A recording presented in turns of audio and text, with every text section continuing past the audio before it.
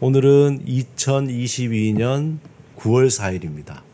정말 딱 11년 전 9월 4일 날 서울여자대학교 대학로 캠퍼스에서 그 강의실에 첫 예배를 드렸어요. 그리고 3개월 뒤에 이제 창립 예배를 드렸거든요. 저로서는 오늘이 굉장히 의미가 있는 날이죠. 9월 4일은 굉장히 의미가 있습니다. 오늘 찬송가에 날마다 날마다 주 예수와 함께 걸은 것처럼 돌아보면 그 11년 동안 그렇게 주님이 우리 작은 공동체지만 이렇게 날마다 이렇게 걸어오는 것. 어떻게 보면 오늘 아침에 이렇게 생각해 보니까 기도하다가 9월 4일 시작해서 돌아서 다시 9월 4일이 된 거예요. 참 신기하지 않습니까? 시간이라는 게. 이번 달에 우리가 온전한 그리스도인으로 세우는 우리 삶의 10분이라는 제목으로 이렇게 함께 나누게 되는데, 함께 나누면서 우리에게 주어진 시간이라는 것, 또 우리에게 함께하는 하나님의 그 은혜, 그것에 대해서 또 한번 같이 깊이 묵상했으면 좋겠습니다. 중국 당나라 때에 이제 관리를 뽑을 때 기준이 필요하잖아요. 그래서 어떤 기준으로 해야 되냐. 뭐 요즘 같으면 뭐 토익 뭐 800점 꽤 높은 점수죠. 근데 요즘 젊은이들은 토익 900점도 쉽게 맞더라고요. 와, 진짜 영어 실력들이 얼마나 향상된지 몰라. 또 아니면 무슨 뭐 자격증 뭐 이런 것들이 있어야 되는데 그때는 그런 거 없으니까 4가지 기준으로 세워서 뽑았다고 합니다. 뭐냐면은 신언서판, 많이 들어보셨죠? 신언서판. 말 그대로 신이라는 것은 신체, 그리고 언이라는 것은 말씨, 그리고 설은 문필, 판은 판단력, 이런 거죠. 4가지인데 아무래도 어떤 관리, 나라를 다스리고 또 나라의 어떤 관리가 되려면은 신체가 좋아야 되죠. 병이 있으면 안 되잖아요. 또 외모도 준수해야 되겠죠. 여기 계신 분들은 제가 볼 때 전부 외모가 준수하셔가지고 뛰어나셔서 이 부분은 다 무사 통과될 것 같아요. 네. 우리 저희 세윤이 지난주에 커트했는데 너무 멋있지 않아요? 네. 아까 우리 연경은 전사님이 컨트롤 C, 컨트롤 V라고 연선사님 머리를 컨트롤 C, 컨트롤 V 했는 것처럼 저 머리가 요즘에 아주 핫한 머리입니다. 네. 세훈이 무조건 통과. 신은섭안에 키 크죠, 인물 좋죠, 뭐 이런 거. 다른 분들 다 마찬가지입니다. 다 신체에 대해서는 다 통과합니다. 늠름해야 하고, 그 다음에 이제 말이죠, 말이 분명하고 반듯해야 된다. 정치는 말로 한다 그러잖아요. 근데 그 말이 진실해야 되고 또 책임성이 있어야 되고 그것도 합리적이어야 되고 이런 거잖아요. 그래서 어떤 관리를 하려면은 그 말을 잘해야 되니까 그 말이 분명하고 반듯해야 된다. 3번째는 글씨입니다. 글씨가 정확하고 아름다워야 된다. 예전에는 이 붓글씨니까 이 쓰는 것에 모든 인격이 담겼다고 하잖아요. 그런 면에서는 저는 꽝입니다. 왜냐하면은 악필이거든요. 저는 글씨를 쓰는 게 아니라 글씨를 그려요. 쓰는 개념으로 하면은 제가 예전에 그 펜글씨 한 3권을 이렇게 썼더니 글자가 조금 교정이 되더라고요. 근데 그것도 잠시 마음만 흐트러지면은 그냥 삐뚤빼뚤 이렇게 되는데 글씨가 정확하고 아름다워야 된다. 그 다음 4번째는 사리 분별이 뛰어나야 된다. 아무래도 언제 어떻게 무엇을 해야 될지에 대한 사리 분별이 뛰어나야 된다. 이게 당나라 때는 이 4가지 기준으로 뽑았다 그래요. 그런데 이에 반해서 율곡 선생은 사람을 평가하는데 어떻게 4가지로 할 수 있느냐. 그래서 적어도 11가지는 있어야 된다. 그게 뭐냐면은 의사소통력. 서로 말을 잘 이렇게 들어줄 수 있고 경청하고 그 말의 의미를 알고 대답을 잘 해줘야 돼요. 동문서답하면 안 되잖아요. 그 다음에 행정 능력이 있어야 돼요. 당연한 얘기죠. 그리고 정치적 태도와 성향이 발라야 된다. 그리고 학식이 있어야 되고 또 윤리적으로 올바라야 되고 또 신체적으로 또 건강해야 되고 그 다음에 타인이 볼 때에 저 사람 참 괜찮다 이렇게 얘기한 타인의 평가를 또 기준으로 삼았습니다. 그리고 포용력도 있어야 되고 그 다음에 특이한데 생활 태도가 좋아야 된다. 가정생활 어떻게 잘하는지 그죠? 그 다음에 성품이 좋아야 되고 총명성이 있어야 된다. 이렇게 11가지. 여러분은 누구를 판단할 때에 어떤 기준을 가지고 있습니까? 남자들은 또 여자들은 나는 이런 판단을 가지고 저 사람 어떻다 이렇게 얘기하고 있잖아요. 그런데 오늘 참 특이하게 함께 누가복음 2장 52절을 우리 같이 읽었는데 딱 한 절인데 예수님은 어떤 분인가에 대한 그 평가에 대해서 아주 간략하지만 굉장히 의미 있는 그런 내용이 담겨져 있습니다. 우리 52절 우리 같이 한번 읽어보겠습니다. 시작. 예수는 지혜와 키가 자라가며 하나님과 사람에게 더욱 사랑스러워 가시더라. 딱 한 절입니다. 우리가 보면은 예수는 지혜와 키가 자라가며 하나님과 사람에게 더욱 사랑스러워 갔더라. 여기에서 알아볼 수 있는 건 예수님은 굉장히 균형 잡힌 성장을 하셨구나, 하고 계시구나, 이렇게. 다른 얘기를 하면 전인적인 성장이래요. 전인적인 성장. 먼저 예수님이 지혜가 자라갔다라는 얘기는 지적인 성장을 얘기하는 거예요. 예수님이 어릴 때부터 성경에 해박했잖아요. 지적인 성장이 아주 출중한 거죠. 두 번째는 키가 자랐다. 이게 뭐냐면은 신체적으로도 예수님이 아주 건강했다는 거예요. 그리고 세 번째는 하나님에게 사랑받았다라는 얘기는 영적인 성장을 얘기합니다. 하나님에게 사랑받는 것처럼 영적으로도 성장해요. 네 번째, 사람들에게도 사랑받았다. 이것은 사회적인 성장. 우리 어떤 사람을 보면은 머리는 되게 좋은데 근데 몸이 약해. 맨날 병치레하고 어떤 사람 또 몸은 굉장히 건장한데 아는 게 별로 없어요. 또 어떤 분은 막 사회적으로 굉장히 막 활동력이 있는데 그런데 그냥 하나님과의 관계에서는 정말 어색한 그런 사람이 있죠. 이게 뭔가 우리가 살아가다 보면은 한쪽은 굉장히 발달이 되는데 어느 쪽은 그에 비해서 발달이 안 되는 경우가 있죠. 그러나 다 예수님처럼 전인적으로 성장하면 얼마나 좋겠습니까? 아쉬움이죠. 다 뭔가 하나 성장하면은 하나는 좀 약하고 뭔가 하나 좀 이쪽이 크면은 이쪽이 약하고 그런 예수님처럼 전인적인 성장을 하면 참 좋을 텐데 그게 부족한 거죠. 제가 대학교 때요. 고속버스 타는데 좀 다른 얘기인데 옆자리에 한 40대로 보이는 스님이 앉았어요. 그때 또 이제 자리 좌석이 있기 때문에 이걸 앉아야 되나? 차에서 내려야 되나? 굉장히. 왜냐하면 그때는 20대 아주 막 열정이 가득한 기독 청년이었거든요. 저도 막 예수천당 불신종처럼 전도 다 하고 이랬는데 그런데 이제 어쩔 수 없이 그 옆에 앉아서 좀 마음이 좀 불편하더라고요. 한편으로는 전도할까? 뭐 이런 생각이 드는데 그러다가 종교전쟁이 일어날 것 같고 그래 조용히 가고 있는데 스님이 먼저 저에게 대뜸 이렇게 얘기하는 거예요. 혹시 종교가 이렇게 하는 거예요. 그냥 조용히 가시면 되는데 그래서 제가 그때는 당당하게 저 크리스찬입니다. 기독교입니다. 그러니까요. 그분이 쓱 웃으면서 뭐라고 얘기하냐면은 기독교는 좀 요란하죠. 이러는 거예요. 왜 기분이 나쁘더라고요. 이해는 돼요. 우리 막 찬양하고 전도하고 우리 막 그렇게 하잖아요.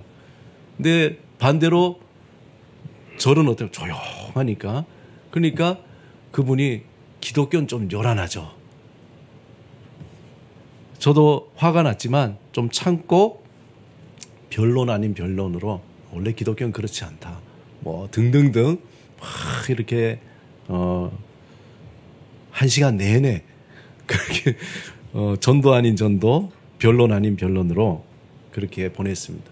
그런데 일반적으로 기독교가 어떤 이미지냐라고 이렇게 사람들한테 물으면은 한 사람이 아니라 한 종교에 대한 그 판단 기준, 신원서판, 그리고 11가지 어떤 기준으로 딱 될 때에 그때에 떠오르는 이미지 중에 하나가 뭐냐면은 예수쟁이라는 말이 있어요. 예수쟁이. 그렇게 좋은 말은 아니죠. 전문가라는 뜻도 있겠지만 어떻게 뭐 쟁이 들어가는 것은 좀 천하게 얘기하는 표현이잖아요. 그 다음에 대부분이 또 말을 많이 하는 게 말이 많다. 제가 지금 또 말을 많이 하고 있잖아요. 말이 많아요. 50이 넘어가고 중반이 넘어가니까 더 말이 많아. 예. 집에 있으면 제가 더 말을 많이 해요. 그게 제 아내의 불만입니다. 말을 많이 하는.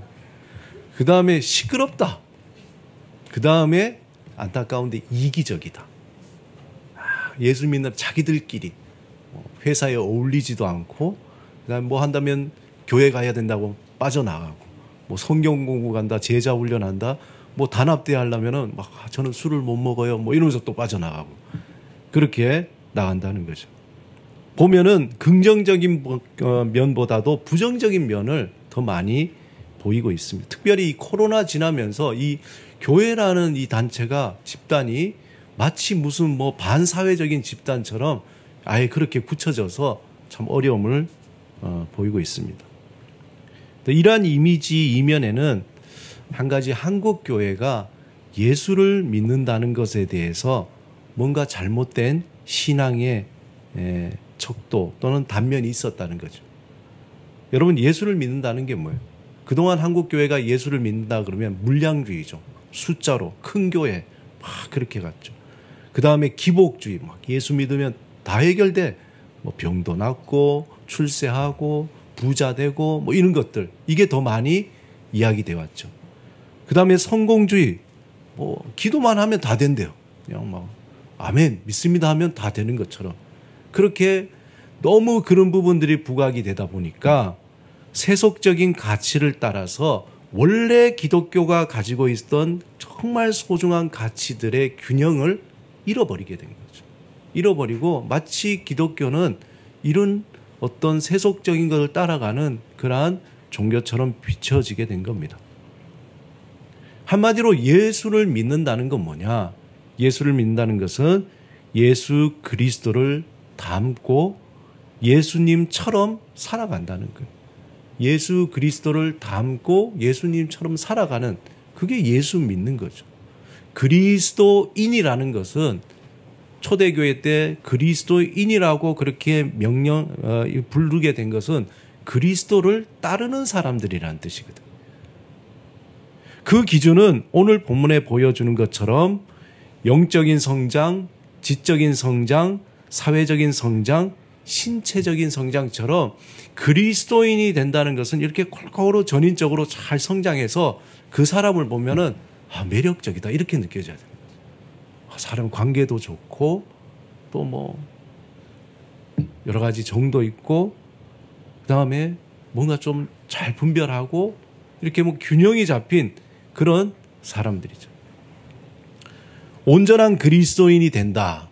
우리가 반드시 알아야 될 것은 온전한 그리스도인이 된다는 것은 막 부자가 되고 그다음 뭔가 권력을 가지고 뭔가 이렇게 막 다스리고 이런 것이 아니라 온전한 그리스도인이 된다는 것은 예수님처럼 전인적인 성장으로 균형 잡힌 삶을 이루고 살아가는 사람을 말하는 거예요.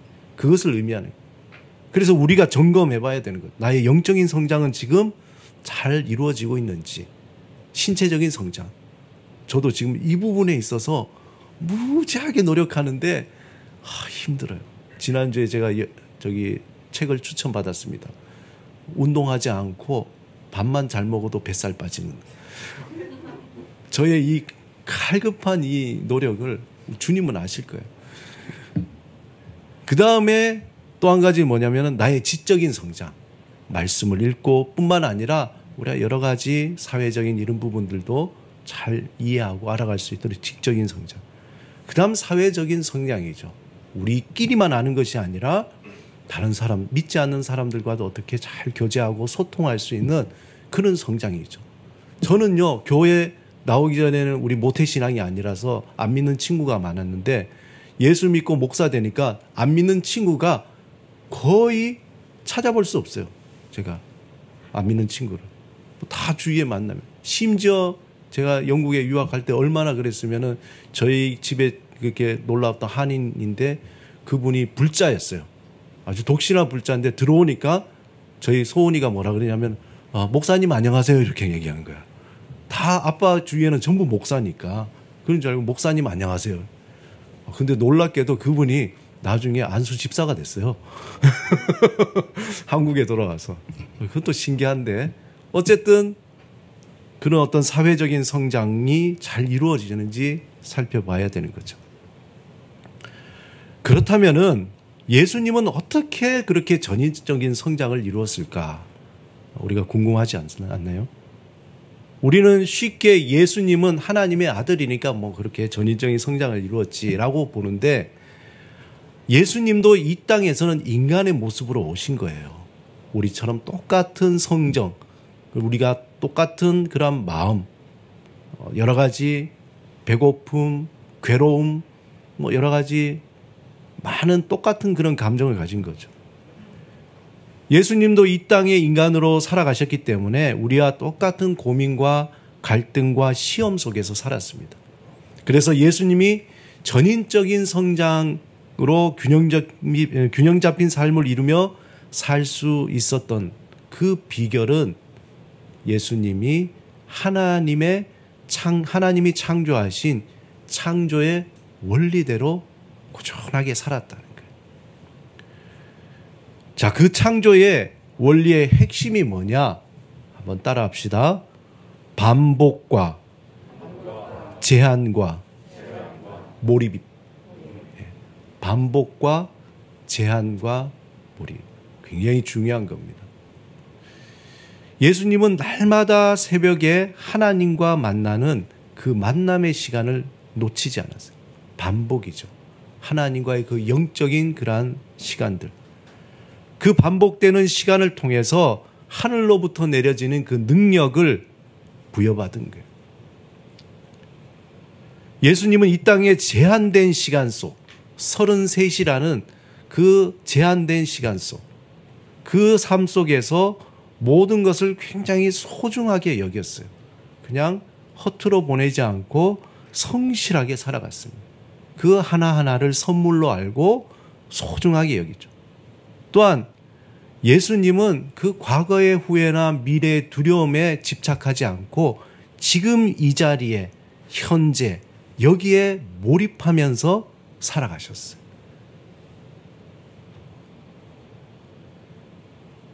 예수님이 제자들에게 이렇게 얘기했습니다. 내일을 위하여 염려하지 말라. 내일 일은 내일이 염려할 것이요 한날의 괴로움은 그날로 족하니라. 무슨 얘기입니까? 내일 네가 뭘 이루어질 것에 대해서 아무리 계획하고 내일 그냥 뭐 어디 여행 갈 거 그냥 다 싸놨는데 아침에 예상치 않는 비가 내리면 어떡할 거냐. 근데 우리는 너무 그런 데 집착하는 거예요. 내일 일어날 거에 대해서 본인이 뭐 창조주처럼 다 그걸 계획하고 막 거기에 대해서 온갖 제가 고등학교 때 고민이 참 많았거든요.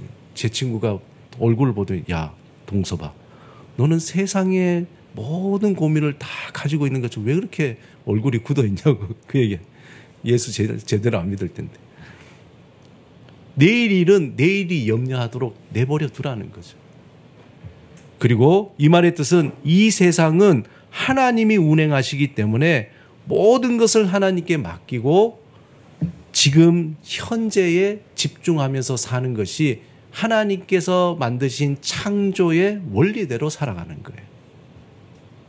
예수님은 이러한 하나님이 온 세상을 창조하시고 운행하시는 이 중요한 창조의 원리인 반복과 제한과 몰입이죠.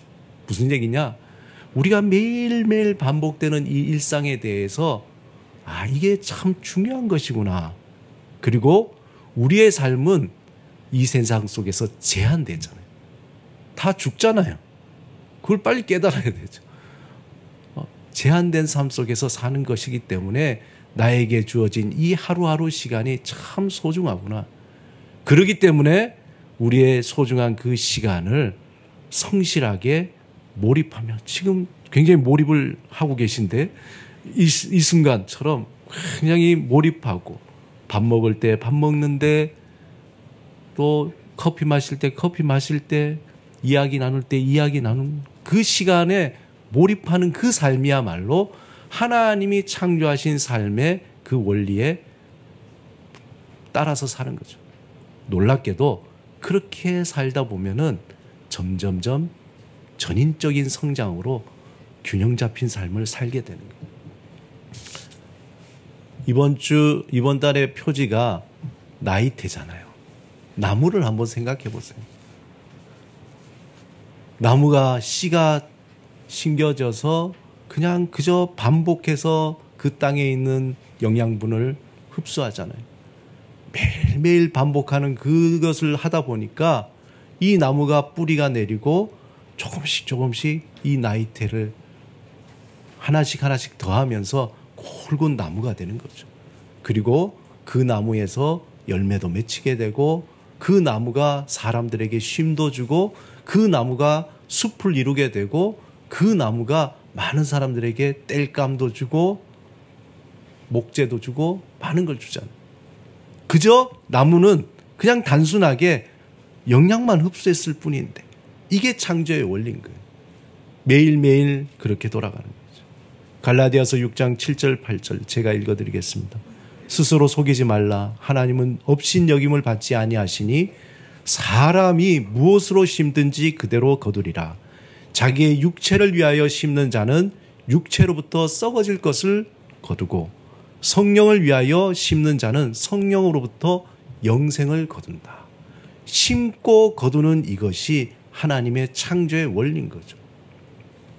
하나님이 세상을 창조하실 때 창세기 1장에 첫째 날, 둘째 날, 셋째 날 그렇게 되어 있잖아요. 그리고 제7일에 안식일을 창조하셨습니다. 그러면서 우리가 어떻습니까? 일주일이 7일이죠. 월요일, 화요일, 수요일, 목요일, 금요일, 토요일, 주일 다음 뭐예요? 주일 더하기 월요일? 이거 아니잖아요. 다시 월요일로 돌아오잖아요. 1월, 2월, 3월, 4월, 12월 가서 어떻게 됩니까? 다시 돌아오죠. 지구가 태양을 다시 돌면서 다시 제자리로 또 돌아오잖아요. 뭡니까? 모든 것이 새롭게 반복하고 제자리에 돌아오고 또 돌아오고 또 돌아오는, 이것이 하나님의 굉장한 단순한 원리지만, 이 원리를 알고 여기에 충실하고 몰입하고 여기에 감사하고 성실하게 살아가는 그 사람에게는 성장이라는 게 있다는 거예요. 우리 돌아보면 그렇잖아요. 9월달 됐으니까 1월달부터 8월달까지 뭐 하나 시작했다가 3일 가다 포기하고 찔끔하다 포기하고 하다 그런 게 너무 많잖아요. 그러니까 어떻게 됩니까? 성장이라는 게 없어요. 이 세상의 모든 것은 시간의 반복과 함께 또 다른 변화, 새로운 변화와 성장을 하면서 진행하는 거죠. 그래서 이 원리를 알고 내가 무엇을 심을까만 고민하는 거죠. 감사로 심어야지, 기쁨으로 심어야지, 인내로 심어야지. 사람이 무엇으로 심든지 그대로 거둔다. 그 말씀 안에 창조의 원리와 하나님의 정의와 공의와 인내와 사랑과 자비와 성실함이 다 들어있어요. 그렇잖아요. 공평하게 내일 또 해는 뜨잖아요. 하나님이 심는 대로 거둬주시잖아요. 그리고 또 인내해 주시잖아요. 이러한 모든 반복과 재앙과 몰입이라는 이 창조의 원리를 따라 살아갈 때 우리는 그 안에서 하나님의 성품을 경험하게 돼요. 참 하나님은 이런 분이구나.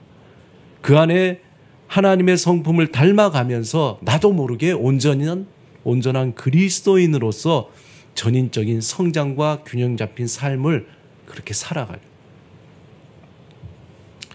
사랑하는 여러분, 가랑비에 옷 젖는 줄 모르듯이 우리에게 주어진 작은 시간에 반복적으로 아주 작은 행동을 실천할 때에 그 행동의 씨가 심어져서 어느 날 큰 나무가 자라게 되고 또한 풍성한 열매가 맺히게 되는 거예요.